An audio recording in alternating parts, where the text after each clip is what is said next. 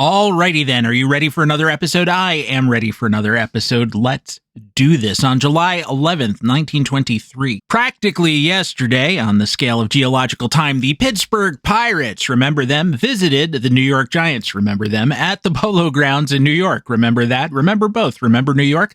The latter team used to play in Manhattan, and then the former team used to play in Pittsburgh. Former works in two senses there. Former meaning the first in the list, and former team meaning used to be a team. Both teams were good that year. At that moment, the Giants were leading the National League pennant race by 4.5 games over those same Pirates, who were playing at a 94-win pace with about half the season to go. The game mattered, is what I'm trying to say. Everyone brought their future Hall of Famers to this ballgame. The Pirates had Rabbit Moranville playing shortstop and batting first, Max Carey playing center field and batting second. As you might know from Max Carey's recent Dead Player of the Day post, Max Carey was a leadoff man who insisted on batting second. Pie Traynor played third base, of course, batted fifth. The man in the dugout was Bill McKechnie, the Deacon, who would also eventually receive a plaque. The Giants were skippered by John J. McGraw. They had Ross Youngs batting leadoff and playing right field. Frankie Frisch, the Fordham Flash. You always have to say it that way. How can you resist that alliteration? Frankie Frisch, the Fordham Flash, played second base, batted third. George High Pockets Kelly played first base and batted sixth. And shortstop Travis Jackson batted second. Center fielder Casey Stengel didn't start the game, but he came in to pinch hit and took over in center after that. By my count, that's 10 future Hall of Fame plaques wandering about on their little tiny legs during play that day. Actually, make it 10 because Bill Clem, one of the first umpires ever inducted, one of the first two, actually, they were inducted simultaneously. He was working the plate that day. And the Pirates were none too thrilled about that. The game was pretty much all Giants, with New York carrying a 6-0 lead into the top of the ninth. The Pirates finally got on the board in that inning, but it was too little, too late. In the top of the eighth, Carey batted with 2 outs and exchanged some crosswords with Clem, something about how he had made a close call against the Pirates in a previous game in the series, and it would have been nice if some of the close calls had gone for them in this game just to even things up, but, well, they hadn't. He popped out to end the at-bat, but he and Clem kept arguing during the change of sides, and finally, Clem threw Carey out of the game. Then McKechnie came running out because, the manager has to in those circumstances, and got himself thrown out as well. So typical stuff, right? Yet the Pittsburgh Post headline shouted, "McKechnie accuses arbiter of using profane language. I will not stand for having any umpire call my players such names," said the Deacon, and vowed to file a complaint with the National League office. You know what word McKechnie objected to? Do you want 3 guesses as to what the profanity was that made McKechnie so upset he had to file an official complaint? It's not necessarily that he was wrong. And my surprise here, and possibly yours once you hear it, may simply be representative of changing times and evolving standards, or devolving standards, as the case may be. Let that serve as a hint. Now, I'm just going to give you 1 second, wherever you are, if you're alone in the car, say, or somewhere that no one's going to punch you or say that you've scandalized the cat or your kids by saying this word aloud. Just say it or think to yourself, what word could it be that Clem used with McKechnie and Max Carey that was going to get him in trouble with the league office? Ready? Okay. It was louse.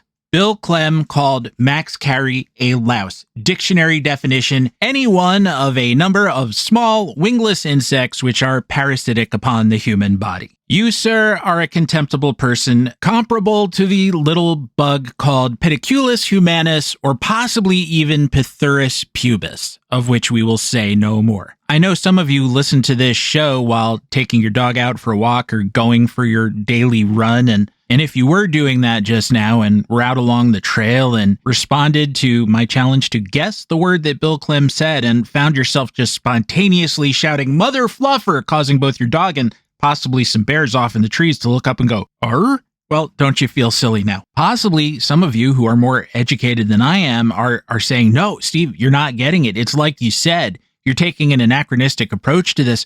My grandpa Clem, sheriff of Caleb County, He was called a louse by Black Bart, and, well, the whole thing ended in gunfire, 17 dead. Bart called Clem a louse, and Clem said, "Smile when you say that." And Bart said, "What does that even mean?" And the next thing you know, we was all gathered at Boot Hill to bury the entire bridge club. I do believe the event inspired the film High Noon, Fred Zinnemann, 1952. Do not forsake me, oh my bridge club, won an Academy Award. And by the way, true story, Oh Do Not Forsake Me did win the 1952 Academy Award for Best Song, beat out, among others, Frank Lesser's Thumbelina, nominated from the film Hans Christian Andersen. Not a great movie, but a very good score. Good performance by Danny Kaye, more restrained than is usual.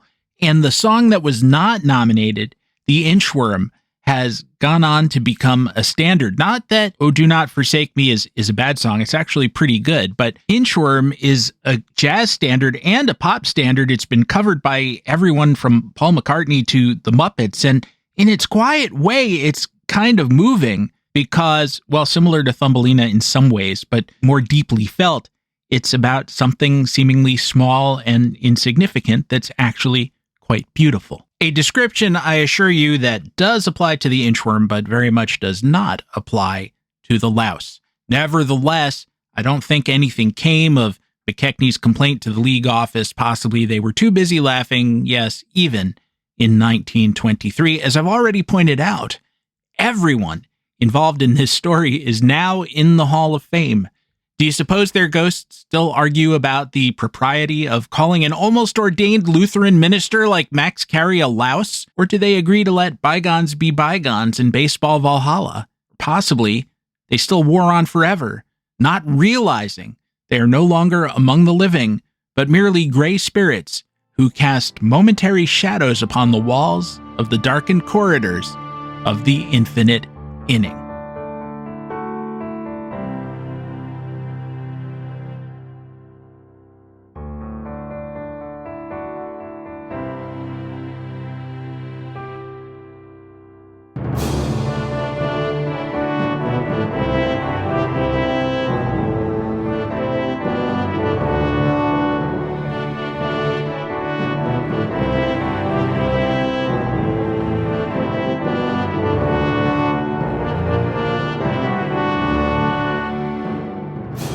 Well, hello there, and welcome back to the show, Infinite Inning number 362 in an ongoing series. I am, as always, Stephen Goldman, your convivial but often tardy host, back for another trip to the past on a mission to better understand the present, the time machine being baseball. I hope you are well. I'm okay. I'm just frequently confused. I had this conversation with my wife the other day, and the occasion was the fact that due to, shall we say, an elder care emergency, I had to divert some time from this and other work obligations to help out the family. And what I said was that even when that kind of thing wasn't happening, I find that I end every day feeling dissatisfied with how much work I'd accomplished, that I had failed to meet my goals in most days. And she said, well, maybe your goals are unrealistic. And I said, well, I don't set goals that are more than the minimum that I have to accomplish in every day, but I still can't do it. And in that sense, it was kind of a circular discussion, because that led her back to saying, well, that just proves that they're not realistic. Yet this is what I have to do. It's like a quota's been set for me, and the quota is economic or based on the number of commitments that I've made, or both.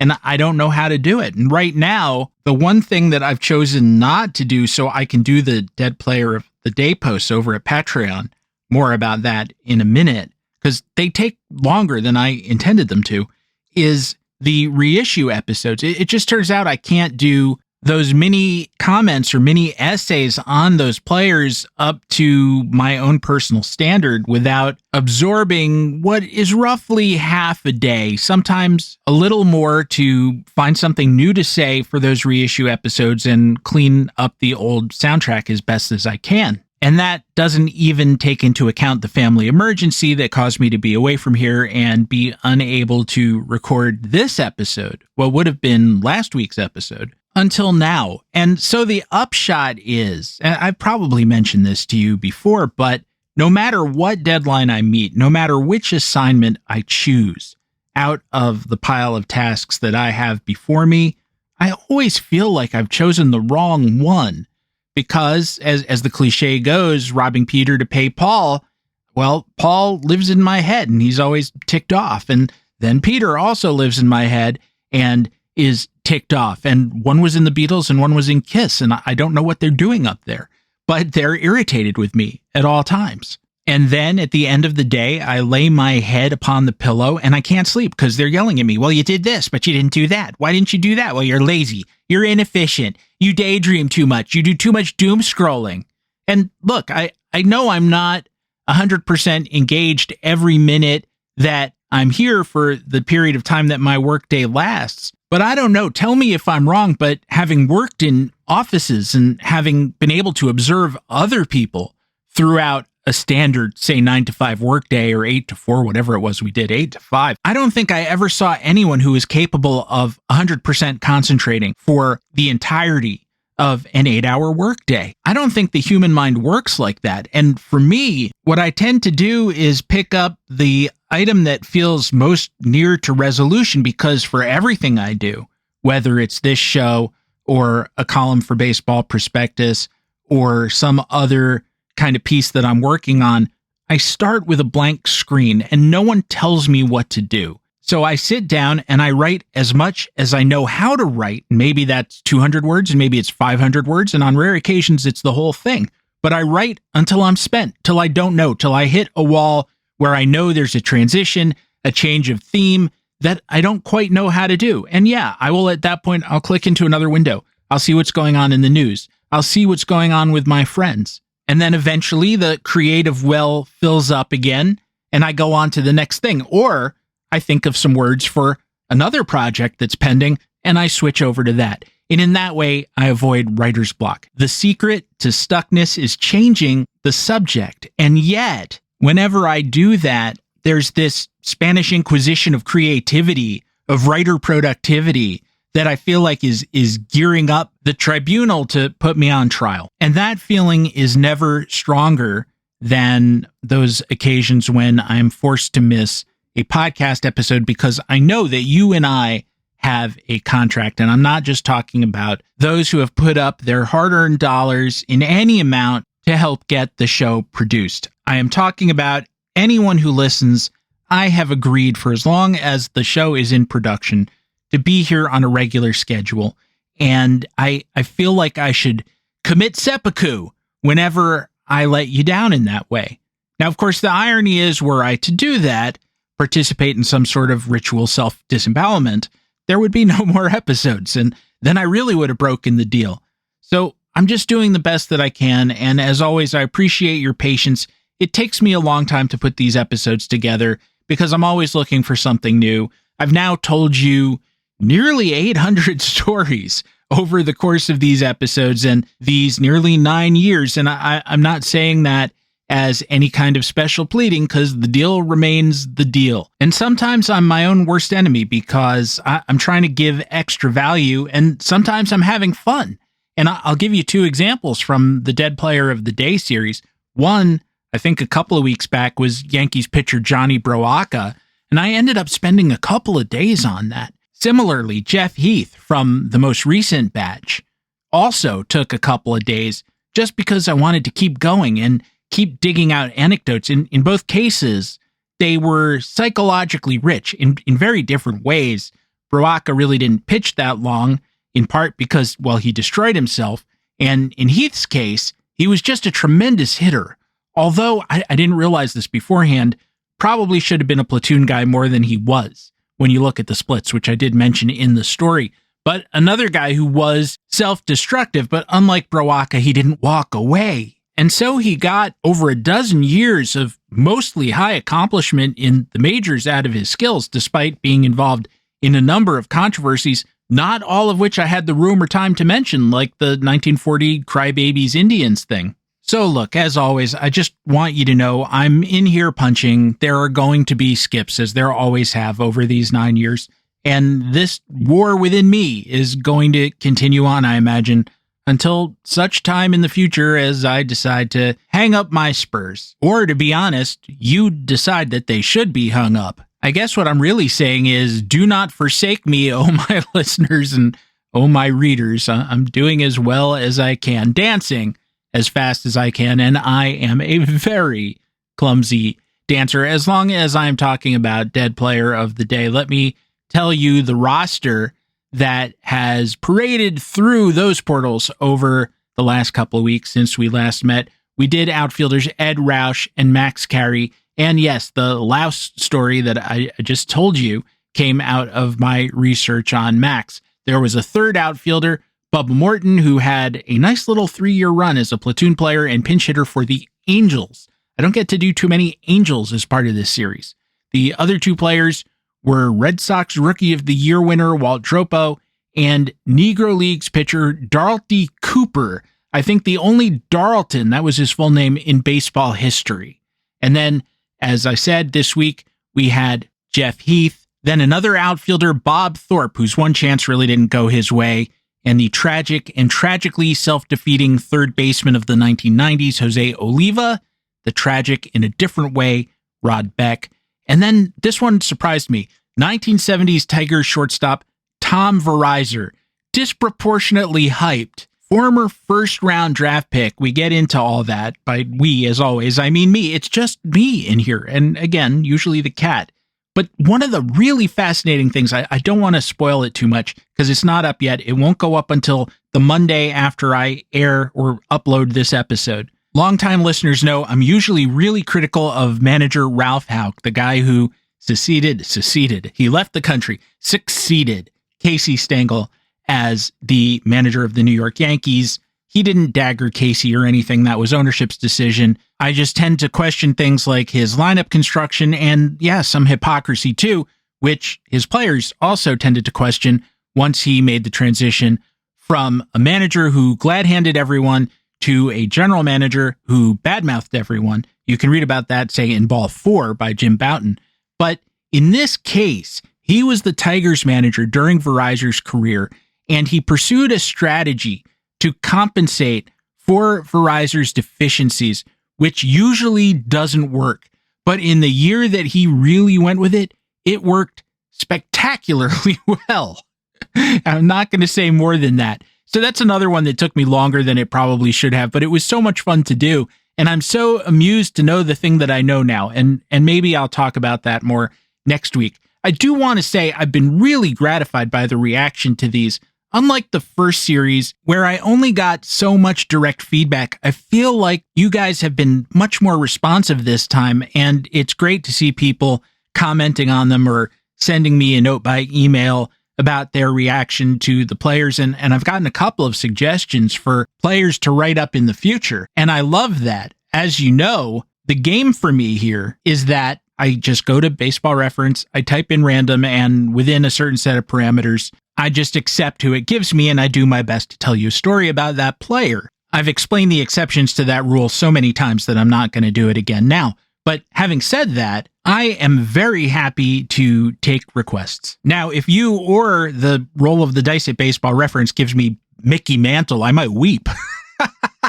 How do I boil that down to 500 to 1,000 words? You ask for a challenge, buddy. Well, you've got one. And hey, it's your subscription. If you support the show, I'm going to do my best to make you happy. So go ahead if that's who you want to see. I don't feel like the world is short of Mickey Mantle content. There have been a lot of takes on Mickey Mantle. If you need mine, I'm flattered. But I hope you also enjoy the many obscure, sometimes below replacement level players that the roll of the dice has given us and that I've tried to bring to life for you. Verizor is one of those. Baseball Reference has him as minus 3.7 wins above replacement for his career, which without checking, I would think that that would make him one of the worst players of all time for the amount of playing time that he had. In fairness to Verizor, I should also point out that contemporaries of Verizor, managers, coaches, players in the major leagues at that time, would have disagreed with that conclusion of the numbers. Specifically, they would say that we've gotten his defensive value wrong, and surely that would push him back over replacement. It's hard to say. I will note that the defensive metrics at Baseball Reference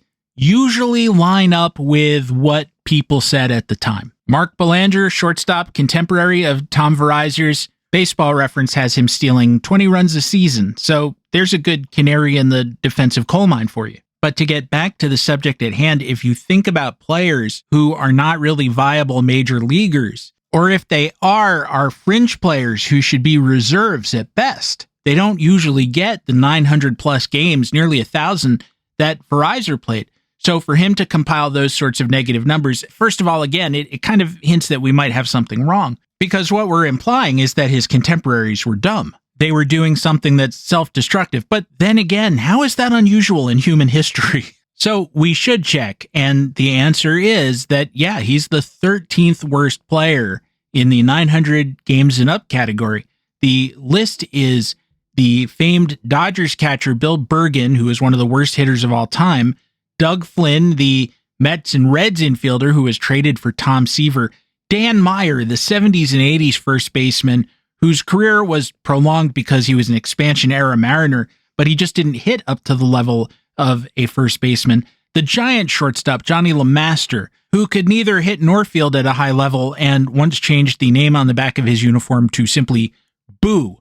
Juan Castro, from the turn of this century, who began with the Dodgers, just couldn't hit at all. He could field a bit. Tommy Thievenow, one of the worst players of the 20s and 30s, not so much good field no hit as so-so field no hit. The outfielder Merrill Hogue, who was one of the defensive replacements for Babe Ruth, and when he played regularly, he just didn't hit. Darrell Ward, from, again, the turn of this century, an Astros outfield and first base prospect who had some success as kind of a bench player, pinch hitter, but just didn't hit enough to make up for the fact that he had zero defensive value. Kurt Bavacqua, a postseason hero with the Padres in 1984, but not very much of a hitter and didn't have a position at all. Gary Sutherland, an infielder who was actually Verizor's double play partner.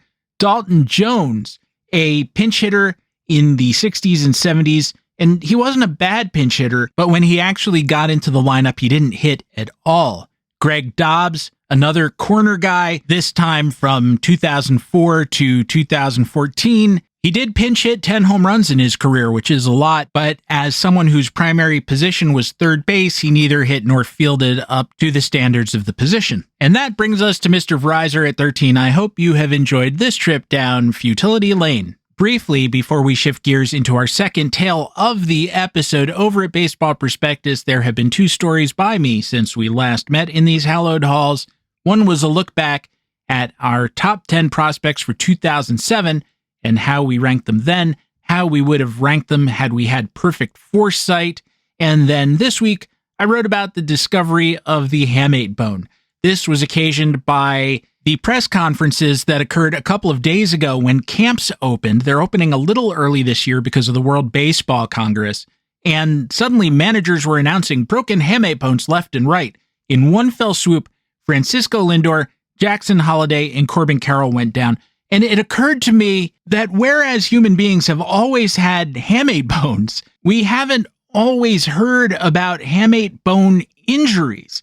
And yet players must always have been having them, given just how frequently this little hook-shaped bone tends to break due to the activities of playing baseball, whether a swing just has too much recoil in it or too much vibration, and the bone, the way it's constructed, it just can't hold up, or it's hit by a pitch. And again, it just breaks because it has sort of a narrow extension that isn't connected to the rest of your body by that much, or I should say to the rest of the bone.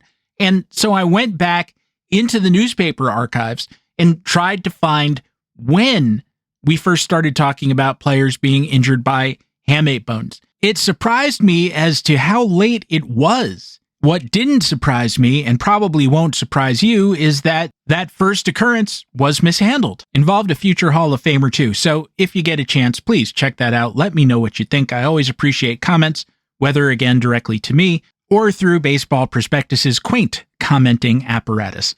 And on that note, it is time to yield to the inevitable break. In 1935, Frankie Frisch, again the Fordham Flash, player-manager of the defending champion Cardinals, stopped off at his New Rochelle, New York farm before a game against those same long-gone Giants. He said, "Win, lose, or draw, fresh corn for supper." That game took place on August 14th, 1935, a significant date in American history. But I don't want to talk about what happened that day in Washington, in the White House. I want to talk about a little tiff that happened at the end of that game, the day's first of two, actually, and how it was characterized by one of my favorite old-time sports writers, New York Times columnist John Kieran, because that opens us up to a whole lot of things that happened in the world of 1935 and continue to affect us to this day. I hope you will enjoy that. I hope you will hang with me, which as much as anything else sustains, nurtures, gives us life. Am I going to do a whole segment inspired by a tasteless 95-year-old baseball joke? You bet I am. I mean, look who you're listening to. You know me by now, don't you?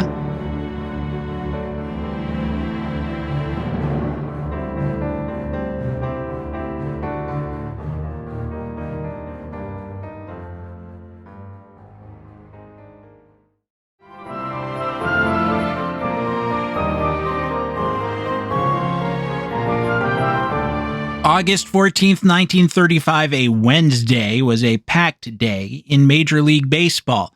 There were 12 games and 4 doubleheaders. One of those was played at the Polo Grounds in New York, as I've already disclosed, with the champion Cardinals visiting the reigning second-place Giants and fresh corn on the menu.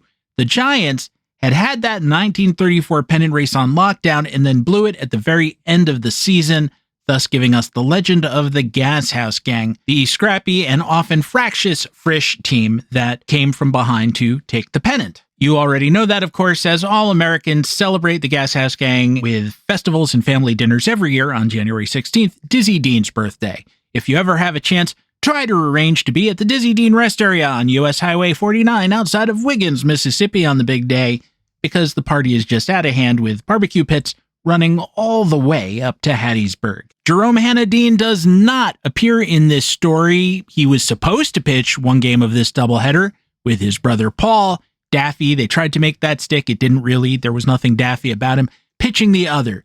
But Diz did not even come to the park, staying back at the hotel with a cold. His fever, he said, and this is a quote, was running over 110. And so Paul started game one against Giants ace Carl Hubble. They had a crowd of 50,000 for this one, for a midweek day game during the Depression, and I wonder if those ticket buyers had been anticipating a Dizzy Hubble matchup. If so, they were disappointed. Not only did they not get Diz, but the meal ticket, Hubble didn't have his best stuff, giving up home runs to right fielder Jack Rothrock, center fielder Terry Moore, and third baseman Pepper Martin. They were all solo shots, though, and Paul had nothing. As J. Roy Stockton of the St. Louis Post-Dispatch wrote in his Gamer, the Giants are allegedly in a slump, but the sight of a Dean seems to shake them out of their troubles. Paul gave up an RBI double to Mel Ott in the first, and a 3-run shot to Giants left fielder JoJo Moore in the second, and departed the game shortly thereafter. Reliever Ed Huser, the wild elk of the Wasatch, did a lot better, but it was too late. Huser was not a great pitcher on a career basis, but pitchers are so variable, and luck is too. So 10 years and or a lifetime later, in the harrowing war year of 1944, he would lead the National League in ERA. However, in this game, the Giants hung on to win 6-4. We go to the top of the ninth, the Giants leading by that score, Hubble still on the bump. Catcher Spud Davis led off for the Cards and grounded out 5-3. Terry Moore popped out to third, and that brought up shortstop Leo DeRocher, chippy player, soon to be a chippy manager, very soon to be the subject of a him or me declaration from Frankie Frisch, the Fordham Flash, to Branch Rickey, general manager, president of the Cardinals. Rickey chose Frisch, which, if we were talking about a star, would be the wrong thing to do, but DeRocher was not that level of a player, even though he had an outsized defensive reputation. That's another one that doesn't show up in the retroactive stats. And what I mean by wrong choice is that a manager, as good as he might be, and Frisch was not necessarily that kind of manager, is fungible compared to a star player. You can point to star players who have been on World Series teams despite having subpar managers, but the reverse is just about never true. You rarely, if ever, see a great manager with a poor roster playing in the World Series. We like to pretend that such things are possible, that some kind of wizardry, some kind of alchemy makes it possible for a manager to transform a weak roster into a great one, but mostly it doesn't happen. 99.9% of the time, it does not happen. And that should be a clue to us in the rest of our lives, too, when some great man or self-proclaimed great man comes along and says, only I can fix it, whatever it is. Think about the complexity of it. Think about the complexity of simple problems in your life, like getting your kitchen floor redone if, say, a hole develops in the tile, of getting your electrical system updated if it's found to be unable to support modern appliances. This is just homeowner stuff that has popped into my head. But think about how difficult that is. And you're a great man, and you have financial resources. I know that about you. You're listening to this show. You're a great man, or a great woman, or both. At the same time, anything is possible nowadays, and I accept it all. But can you command it be done by fiat? You cannot. Lo, electrician, I, the star-striding scourge of Saskatchewan, command thee to clear thy schedule and wire my kitchen with the power electric, post-haste. I'm sorry, he's still not coming till April, no matter how dramatically you address him. So now change that to, I will force a foreign power to end a war, buy our products, give us a large swath of land, or even much smaller things like, I will take on the transit problem in a mid-sized American town of, let's say, 50,000. I will create a bus route that satisfies all stakeholders, yet fits within an extremely limited budget that does not permit the raising of additional taxes. Only I can fix it. Good luck. Now take that same great man, throw him in your time machine, and drop him on the 1952 Pirates. I will turn this into a contending team. You will not. I mean, Branch Rickey did, but it took 8 years and he was gone, having alienated everybody by the time it actually happened. If I may digress briefly, there is a highway, a U.S. highway, that is a central artery in my part of the world. And 30 years ago, the state of New Jersey proposed removing all traffic lights from a long stretch of that highway because presently they exist every 15 feet. And if you time them right, or say you're driving late at night so you can time them, you can zip through them. But at times of any traffic whatsoever, those lights serve to snarl the road completely. So the plan was not to replace every one of them, to eliminate all of them and replace a certain number of them with overpasses. So instead of having the road stop for traffic lights, you would just loop around, and if you needed to cross the road or get to the other side, that's how you would do it, through these clover leafs. And they started doing it. And as far as I know, in the, say, 20-mile stretch of road that they had planned to do this with, they did 2. And what was the reason that they stopped? Well, first, every single stakeholder, meaning every community that existed on one side or another of those intersections, but wasn't going to get an overpass, they were simply going to lose their light and need to go up or down the highway a little bit to turn around or to get to the other side. They started complaining about the inconvenience. What if it's an emergency and we have to get to the other side urgently? We can't go down a mile and turn around. How dare you? And so everything froze. And while those arguments ground on, we had an election. We elected a Republican governor. Republican governor did not believe in infrastructure projects. The end. We sit in that same traffic to this very day. Where is the manager who says, I alone can fix it? Back to the Cardinals-Giants game. The last batter, as I said, was Lippy Leo DeRocher, as they called him. It's weird to hear that. Leo the Lip I can understand, but sometimes you listen to old radio programs he appeared on. He frequently guested. He was a big, 1 foot in show business guy, and they just say, hey, Lippy, and When he was at the plate, he started barking at Giants catcher Gus Mancuso. Why? They had apparently been taking verbal shots at each other all game, and now the badinage threatened to bubble over into violence. Mancuso got out of his crouch, pulled off his mask, and took a step towards DeRocher, fists cocked. According to Stockton, DeRocher said something like, you want to take this under the stands? And Mancuso, in pulling off his mask, said, no, how about we dance right here, right now? The dugouts emptied, but before anyone could jump off, the umpires intervened. The game resumed. Leo struck out on 3 consecutive Hubble pitches, which seems like an especially impotent gesture under the circumstances. The game was over. One of the writers attending the game was Paul Gallico with the Daily News. He would go on to write non-sports work so successful, were still watching adaptations of them on TV and at the movies. He thought that the argument was between Mancuso and plate umpire Dolly Stark, with DeRocher as just sort of a witness, but he had it wrong. You can see in the game photos that Stark's involvement was stepping between Mancuso and DeRocher once they faced off. No one else wrote it up that way. Stockton's story also says that DeRocher and Mancuso patched things up during Game 2, which was won 3-0 by the Cards, behind starting pitcher Wild Bill Hallahan and a 2-out save by Make Him Stop Paul Dean. It was as if Frisch couldn't get through a game without calling on one of the Dean brothers. Hallahan homered too, so good day for the Hallahans. Now, as I indicated earlier, yet another writer who wrote up this game, it was a big game, as I said, was John Kieran of the New York Times. And I'm going to make a big deal about nothing now, but I feel like it's worth doing because, as I said, it gives us a reason to dig in further to the world of then and the world we live in now. In writing about this series, and writing specifically about the little DeRocher-Mancuso dust-up at the end of Game 1, Kieran wrote, Messieurs DeRocher and Mancuso were making gestures and threats like Mussolini and Haile Selassie, and a grand brawl seemed in the offing as the players of both clubs came galloping up to join the fun. Mr. Kieran was indulging in topical humor for the summer of 1935, but in a way that equated imperialist aggression by a fascist country with a guy just trying to keep his nation whole. Now, there's a lot to unpack to contextualize that, and I may get it way wrong because this is far from something I've studied, but let me take a crack at it. Nations that coalesced late, namely Germany and Italy, missed out on a lot of the divvying up of the world that most of the great nations of Europe, and America too, had indulged in over the prior 100 years or so, and from then on they felt like they had to play catch-up. It was that feeling that helped provoke a couple of world wars. Now, Italy always felt that they had some kind of right to the northeastern African country of Ethiopia. They felt it was part of their zone of interest.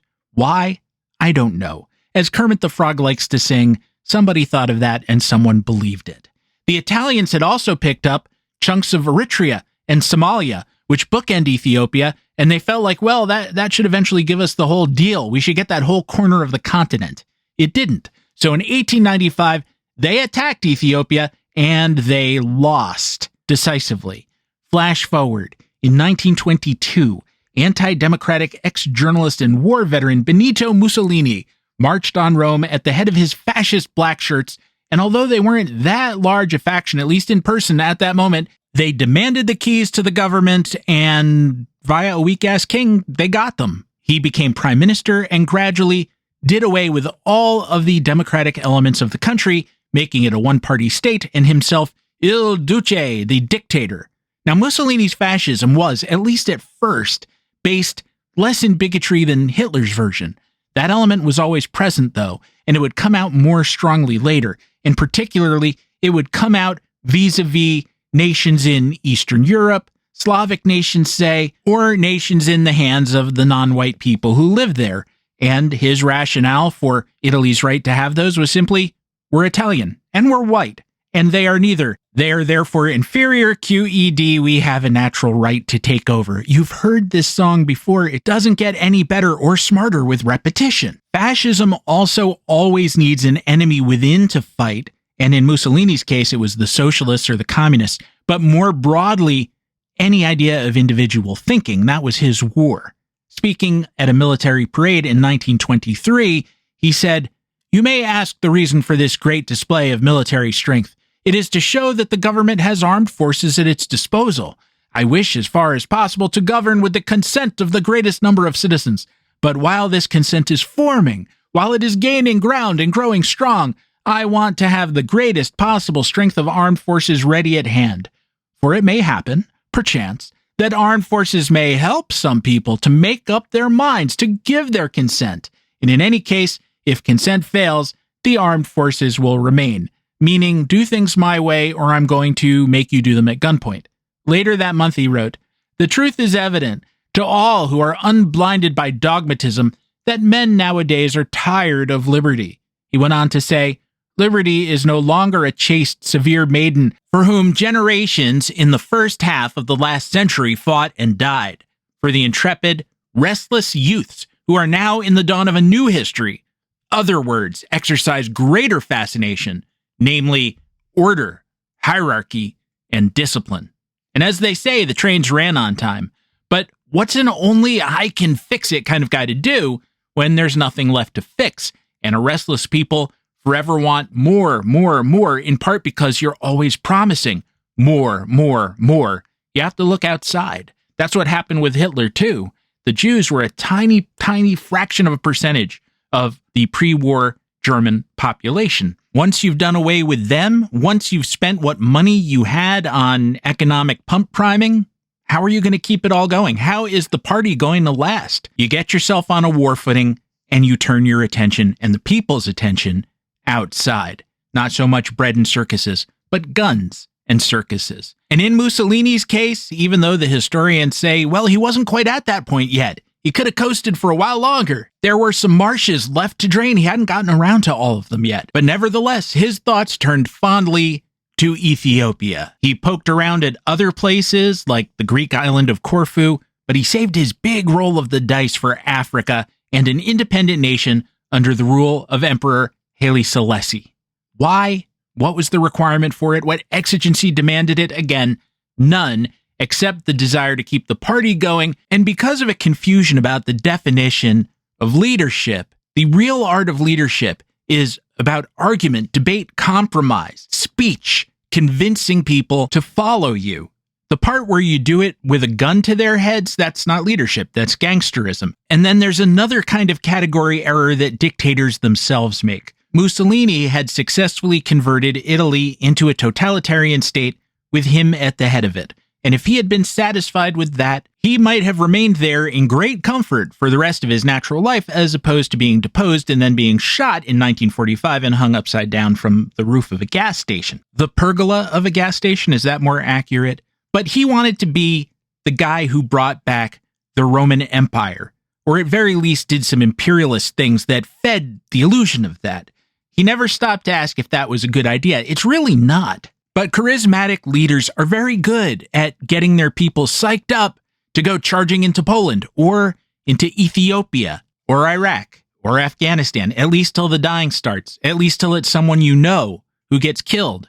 However, that's not the same thing as a policy. It's not the same thing as saying reviving an empire would be a good idea for a country. A king getting to add another title to his list of honors, it doesn't change a single thing for a person in that country. If Mussolini had got to go around calling himself Caesar Augustus II or some such, well, nice for him. I'm sure he would have enjoyed that. But not a single Italian would have been richer or healthier or in any way better off for his getting to change his stationery. Think of Victorian England, Queen Victoria, Queen of the United Kingdom of Great Britain and Ireland, and Empress of India.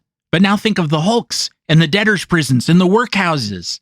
Everything that Charles Dickens wrote about the plight of the poor in Great Britain took place during her reign. But she was an empress, no arguing about that. Who did that benefit? The Italian people, who were soon to be bombed quite a bit and then invaded and occupied, were about to learn that same lesson, that Ethiopia was Mussolini's Greenland. He wrote, "The fascist state is a wish for power and domination. In fascist doctrine, empire is not only a territorial, military, or commercial expression, but also a spiritual and moral one." That's gibberish. But why? Because the fascist is superior and is required to inflict his superiority on lesser people. Everyone else, basically. But black Africans especially, and that is where some of the racism I mentioned earlier came out. Haile Selassie, the emperor of Ethiopia, had ruled since 1930. He was part of a dynasty that went back to the 13th century, but claimed descent going back to biblical times. I do not want to make Ethiopia sound like it was a great place, some island of liberal democracy, but with zebras. This was a place where slavery was still legal at that time. Selassie was a reformer, and he ended that, but not before the Italians ended it first. He did make the country more democratic through constitutional reform, but no king is truly a reformer because monarchy is antithetical to democracy, no matter how well-intentioned the monarch. As for Ethiopia itself, in the words of Robert Overy, author of Blood and Ruins, The Last Imperial War, 1931 to 1945, Ethiopia was presented as a land of golden opportunity, an El Dorado teeming with untapped mineral resources. Mussolini also insisted that Ethiopia would become the breadbasket of Italy, exporting food there by the ton, which is bitterly hilarious given that the place is famous for its famines. Remember, We Are the World, 1985. There's a choice we're making. We're saving our own lives. That was a charity single for Ethiopia. It wasn't their first food shortage. There could have been an earlier one with Bing Crosby and Bob Hope and Frank Sinatra. Or maybe one even earlier with Blossom Seeley and Fanny Bryce. I'll tell you, We Are the World is kind of cheesy, but when Cyndi Lauper comes in with those arpeggios in the middle, you know what I'm talking about? She jolts that sucker to life, doesn't she? Ethiopia was just first on Mussolini's hit parade. He was just getting rolling. Italy already possessed Libya, or what the territories they merged into Libya were, thanks guys, after nicking it off the Ottoman Empire back in 1912. Now, he said, in internal discussions, that once Ethiopia fell, Italy should take Egypt from the British. We shall only be great if we can get Egypt, he said. He also put Sudan on his hit list. You know the old cliche about how starting a magazine is a great way to turn a large fortune into a small one? I suppose that should apply to certain kinds of websites now. Well, the same thing applies to starting an empire. It's expensive. You're constantly in the business of shooting people and being shot. And whereas an equitable trade agreement may not get you everything that you want, it might get you more than half of it, and at much lesser cost. You give away something to get something, and on net, you do better. In that sense, I will now give away some time to a break, because whereas I'd rather stay with you throughout, we're all better off if I yield to the forces of capitalism, that being the world in which we live. And on the other side, such considerations will not deter Mussolini from setting his tanks rolling, his planes flying, and his atrocities piling up. We'll get back to that and the baseball of it all in just a moment.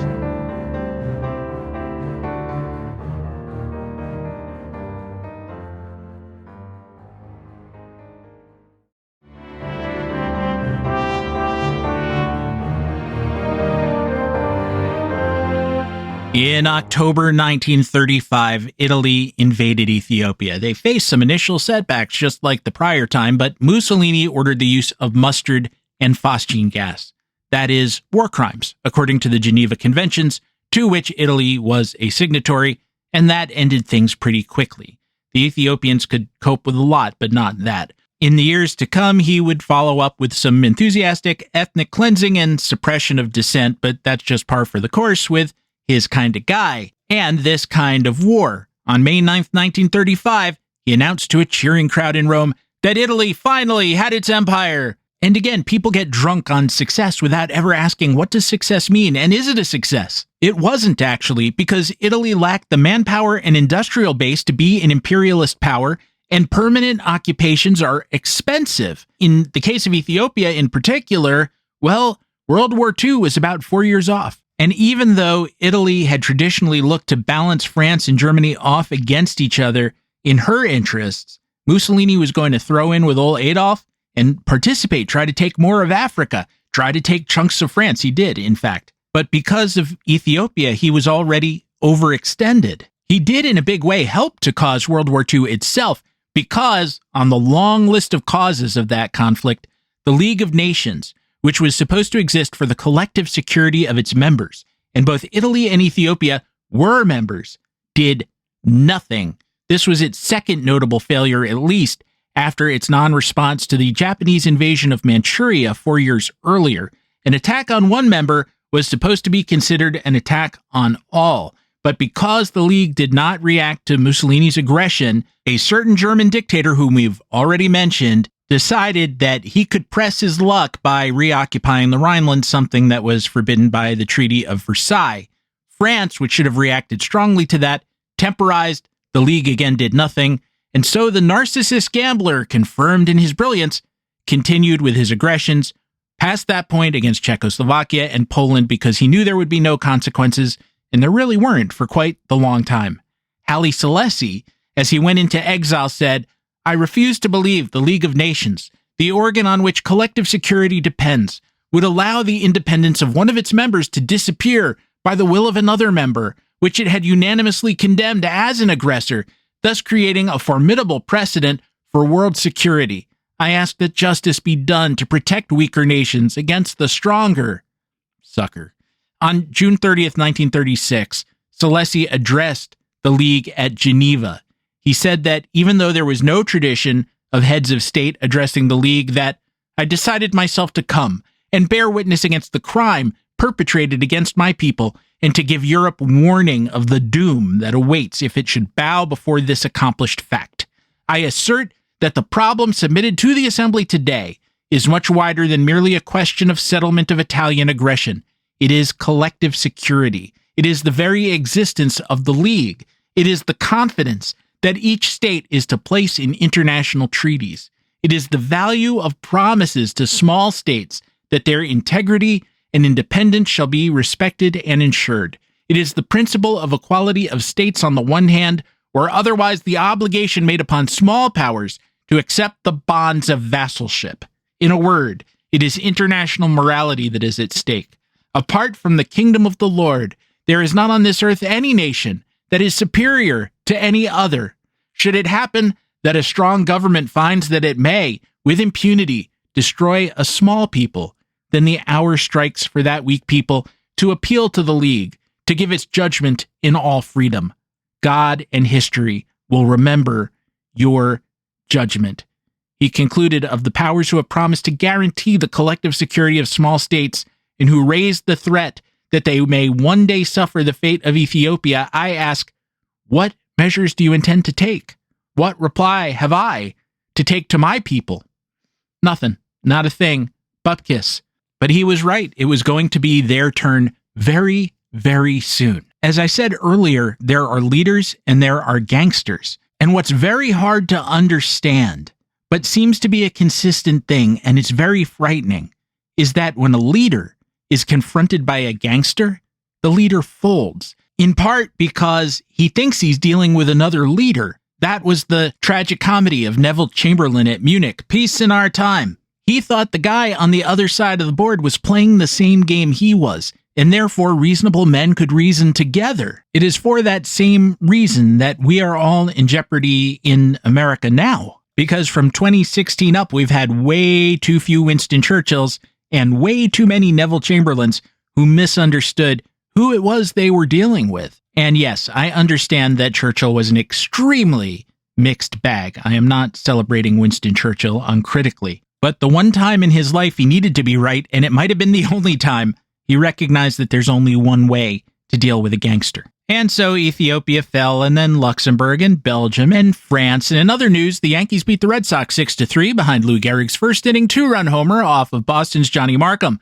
Joe DiMaggio supplied a double and a triple as Bump Hadley went all the way, allowing 3 runs on 10 hits and 5 walks.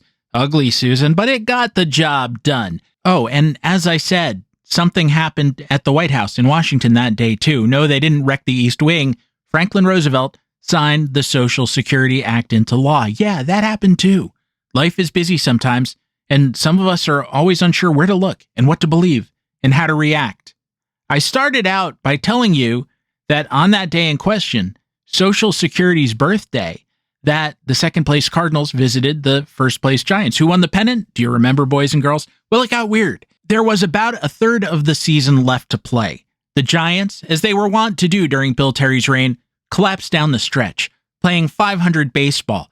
The Cardinals kept up the pressure, going 32-17, which is a pace to win 106 games over a 162-game schedule. Not that they were playing that is merely for illustrative purposes. They didn't win it either, though.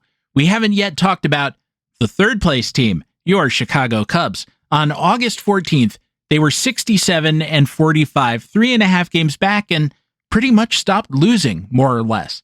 They went 33-9 the rest of the way, winning 21 consecutive games from September 4th to September 27. Somehow, the schedule worked out so that it wasn't over till it was over. Somebody said that, I believe, in baseball at one point. The Cubs finished the season with 5 games at St. Louis. This was in the midst of that winning streak. They had won 18 straight, taken first place about 10 days earlier, just shot past everybody else, and came to St. Louis up to 3 with 5 games to play. Win number 19 would clinch a tie. I would like to argue that the game that day, rescheduled from a June rainout, remains one of the best in Cubs history. It was Lon Warneke, the Arkansas Hummingbird, one of my favorite nicknames, for the Cubs versus, my God, we can't get away from him, Paul Daffy Dean. In the top of the second inning, Cubbies first baseman Phil Cavarretta, all of 18 years old, clocked a solo home run, and that was it. That was the scoring for the game, because although Dean allowed just that one run, walking none, striking out 7, Warneke allowed 2 hits, period. No walks, struck out 5. Win number 20 of the streak came the next day in the first game of a doubleheader. Bill Lee beating Dizzy Dean 6-2. I guess he survived that 110-degree fever. The 2 runs were unearned. It was Lee's 20th win of the season. The Cardinals had an early 2-0 lead, but Diz couldn't hold it. That clinched the pennant, and so the Cubs would go off to the World Series and lose in 6 to the Detroit Tigers. They'd finally convert a championship chance in 2016, getting to be a while ago now. As for Haile Selassie, he got his country back in May 1941. British Commonwealth forces, Free French and Free Belgian soldiers, and Ethiopians too, teamed up to drive them out. This was, you will note, about a year and a half before Operation Torch, when Americans landed in North Africa, at which point the Germans felt they had to take over. When Selassie once again took the throne, he cautioned his countrymen, "Let us rejoice, but in the spirit of Christ. Do not reward evil for evil. Do not indulge in the untimely atrocities which the enemy, even in these last days, has been accustomed to practice against us. Do not shame Ethiopia by acts worthy of our enemies. I shall see that they are disarmed and returned from whence they came." Churchill sent the emperor a telegram after he re-entered Addis Ababa. "Your Majesty is the first of the lawful sovereigns to be driven from his throne by the fascist Nazi criminals, and now the first to return in triumph." Selassie was around for a while after that. In 1968, he came to Atlanta for the funeral of Dr. Martin Luther King Jr. He was murdered himself in a 1975 coup. The day he was killed, Vida Blue and the Oakland A's beat Doc Meddick of the Yankees by a score of 3-2. Meddick going all the way in the loss, Raleigh Fingers picking up the last 2 outs on a sultry evening at Shea Stadium. The Yankees scored the first run of the game in the bottom of the first when Greg Nuttall's 2-out single plated Sandy Alomar, who had earlier on singled and then moved up to 7. As always, I appreciate your putting up with the weirdness of my schedule. If you would like to weirdly follow me on social media, you can do so at stephengoldman.bsky.social. You can also write us, by which I mean me, at infiniteinning@gmail.com. And there's still a Facebook group. God knows why, but go to Facebook, search on Infinite Inning, bang, you're there. I will let you in. I don't always see the request to be let in straight away. So for those of you who have waited, it ain't personal. I do have to check for bots, and that's kind of a pain, but it's more that they just do a poor job of bringing the request to my attention. Should you wish to support the show and join me for the remaining 70 or so Dead Players of the Day in this series, please visit me at patreon.com/theinfiniteinning. I'm going to keep up the posting even after that, maybe not with player comments, but we can talk about that another time. Gear of a rudimentary kind available at the-infinite-inning.creator-spring.com. Original soundtrack available gratis at casualobservermusic.bandcamp.com. Finally, should you find yourself with the proverbial moment to spare, please go to the podcatcher of your choice and rate, review, and subscribe, or just tell a friend. And if you're thinking, I have no friends, that's not true. You've got me. Our theme song, which you are hearing now and have been listening to throughout the episode, was a co-composition of myself and Dr. Rick Mooring, who reminds us that in the words of the anonymous philosopher, not even for the highest principles has anyone the right to sacrifice others than himself. Well, far be it from me to argue with Dr. Rick Mooring on that point, which I think is a very valid one and too often forgotten. And if I can just remember my loved ones to watch it going down the stairs, I'll be back next week with more tales from the Infinite Inning.